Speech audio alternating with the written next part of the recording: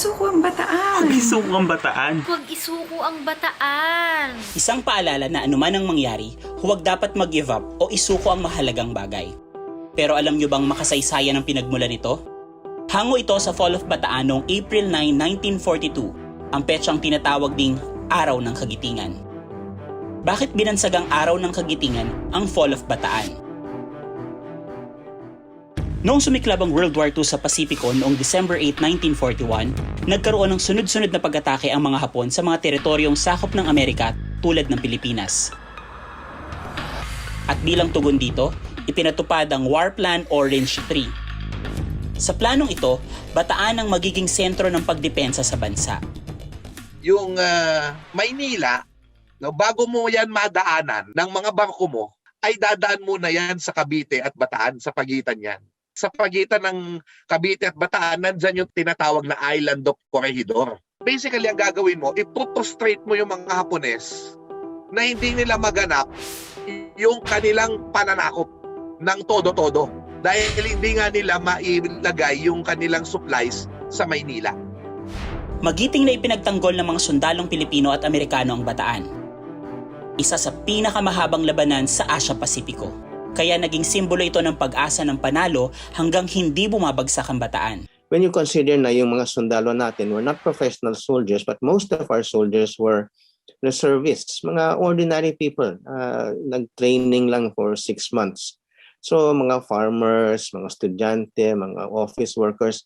So it was really something that a non-professional army standing up against these veteran Japanese troops na galing China, naka-experience na ng combat kung saan-saan. It was something remarkable. Pero noong April 9, 1942, sa pamamagitan ng Voice of Freedom radio broadcast, ipinahayag ni 3rd Lieutenant Normando Ildefonso Reyes ang mensahe ni Captain Salvador Lopez na bumagsak na ang Bataan.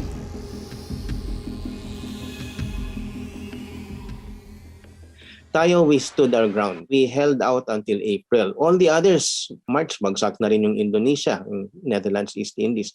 Tayo yung pinakahuling na sumuko. No? And we really held out much longer than anyone anticipated. Halos 80,000 sundalo ang sumuko at naging bahagi ng malupit na death march. Pinaglakad sila ng mahigit 100 kilometro mula Mariveles, Bataan hanggang San Fernando, Pampanga. Pagdating dito, isinakay at isiniksik sila sa mga maliliit na bagon papunta sa Camp O'Donnell sa Capas, Tarlac. Tinatayang 20,000 ang namatay sa death march. Inaalala natin ang pagbagsak ng Bataan hindi para ipagdiwang ang ating pagkatalo. Binibigyan natin ng pagkilala ang katatagan, kagitingan at kabayanihan ng mga Pilipinong lumaban para sa ating bansa noong World War II. We never celebrate the fall of Bataan. We commemorate the fall of Bataan. We remember the fall of Bataan kasi sa dami ng namatay doon sa Bataan, it was a tragedy that we hope would never be repeated. It was a light for the whole world to look at. And then nung bumagsak na siya, never ever let that be forgotten. The fact that it stayed that long was already a victory by itself. Bayaning maituturing ang mga Pilipinong lumaban sa mga Hapon mula 1941 hanggang paglaya natin noong 1945. Pero bukod sa kanila, kailangan din nating kilalanin ang mga kababaihan at kabataang nagpamalas ng kabayanihan sa sarili nilang paraan. Sino-sino ang mga unsung heroes noong World War II? Yung typical picture natin ng mga kababaihan are nasa bahay lang sila. But during World War II, they were either in the front line or nasa rear line sila, nagluluto sila ng pagkain para sa mga guerrilla, inaayos nila yung mga damit ng mga guerrilla. They were providing this very important rear line support for the guerrillas if they were not in front. Isa si Magdalena Leones sa mga nagpamalas ng kagitingan noong World War II. Isa siyang guro, 22 taong gulang. Noong bumagsak ang Bataan, nakulong siya ng 5 buwan. At habang nasa piitan, natutuhan niya ang wikang Hapon. Because if you knew that, you could open doors with the Japanese. Magiging mas trustworthy ka sa kanila. Then they will start telling you things and you can get inside. But very risky nga. Nagsilbi siyang espiya mula February 27, 1944 hanggang September 26, 1944. Nakapagpadala siya ng mga mahalagang impormasyon at mga gamot sa guerrilla movement. Nagagawa niya ito kahit sa mga lugar na kontrolado ng mga Hapon. Nakapagpuslit din siya ng mga piyesa ng radyo na nakatulong para hindi maputol ang komunikasyon kay General Douglas MacArthur na noon ay nasa Australia. Sinasabing may kontribusyon ito sa matagumpay na pagbabalik ni MacArthur sa Leyte noong 1944. Sa kanyang husay bilang espiya, binansagan siyang the Lioness of Filipino Guerrilla Agents. At dahil sa ipinakita niyang katapangan, siya lang ang tanging babaeng Asyano na nakatanggap ng Silver Star Medal noong October 22, 1945. At maraming beses na nanganib yung buhay ni Magdalena Leones, pero talagang hindi talaga siya natinag. At talagang na-decorate siya sa kanyang kabayanihan ng mga Amerikano. Namatay siya noong 2016 sa Amerika. So we can see na talagang bahagi ng kasaysayan natin itong kababayan sa Pilipinas. They have always been a very strong part of Philippine society. Hindi rin nagpahuli ang mga kabataan noong panahon ng ikalawang digmaang pandaigdig.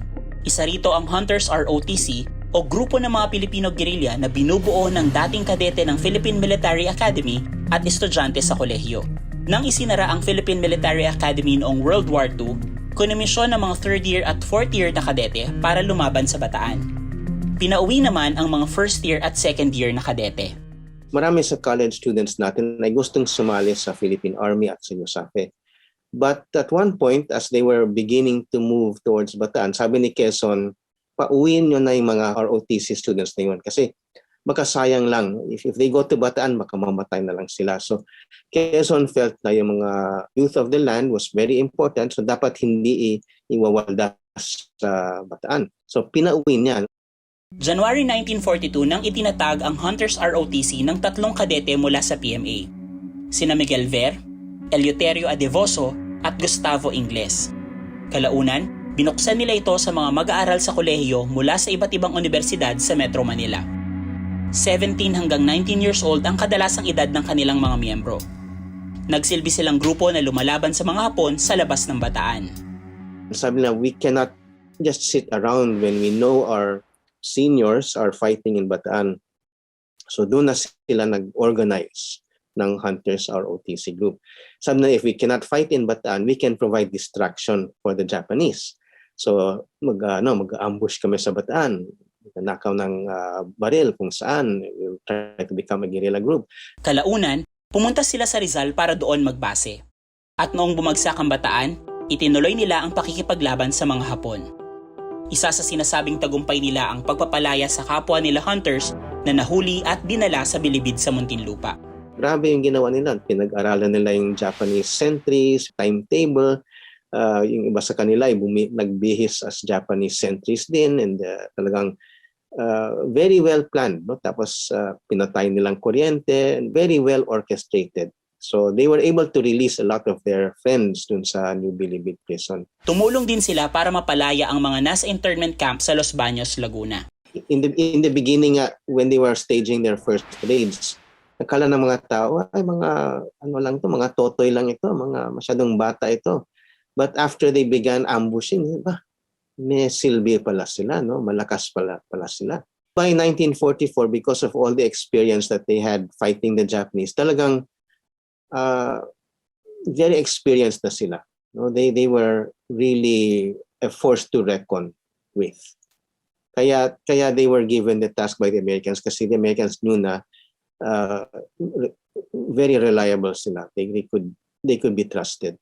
Isa sa pinakamalagim at pinakamadilim na yugto ng ating kasaysayan ang ikalawang digmaang pandaigdig.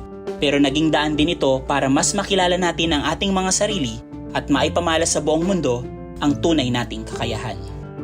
It really heightened itong sense of patriotism, selflessness, heroism, kabayanihan.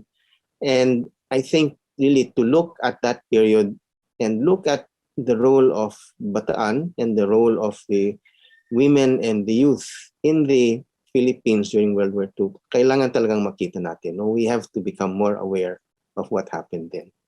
Kasi nagsisilbi yan as a very strong example of what they did then, ano yung kaya natin gawin ngayon. Ako si JP Senyo para sa GMA News.